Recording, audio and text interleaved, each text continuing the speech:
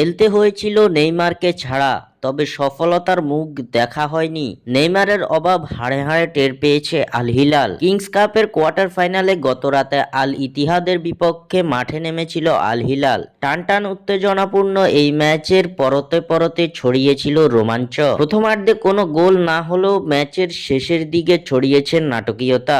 এক এক গোলে ড্র দিয়ে শেষ হওয়া ম্যাচ গড়ায় অতিরিক্ত সময়ে, সেখানে হয় আরো 2 গোল। দুই গোলের মধ্য দিয়ে শেষ পর্যন্ত ম্যাচ গড়ায় পেনাল্টিতে, যেখানে 3-1 গোলের ব্যবধানে হেরেছে আল হিলাল, যার ফলে কিংস কাপ থেকে ছিটকে গেছে সৌদি জায়ান্টরা। বাঁচামরার এই লড়াইয়ে নেইমার জুনিয়র থাকলে হয়তো গল্পটা হতে পারত ভিন্ন। ব্রাজিলিয়ান সুপারস্টারের অভাব বেশ ভালোভাবেই উপলব্ধি করতে পেরেছে আল হিলাল। পেনাল্টি শট নেওয়াতে বরাবরই পারদর্শিতার প্রমাণ দেন নেইমার। নেইমার জুনিয়র পেনাল্টি নিতে আসবেন আর সেটা থেকে গোল হবে না তা কল্পনা করা যায় না। যোগ্য পেনাল্টি টেকারের অভাবে কোয়ার্টার ফাইনাল থেকে বিদায় নিতে হয়েছে আল হিলালকে। এছাড়াও নিজের জাদুকরী পারফরমেন্স দিয়ে গুরুত্বপূর্ণ ম্যাচগুলোতে যে কোনো সময় মোমেন্টাম ঘুরিয়ে দিতে পারেন ব্রাজিলিয়ান সুপারস্টার নেইমার জুনিয়র, যা দলের জয়ে রাখে গুরুত্বপূর্ণ ভূমিকা।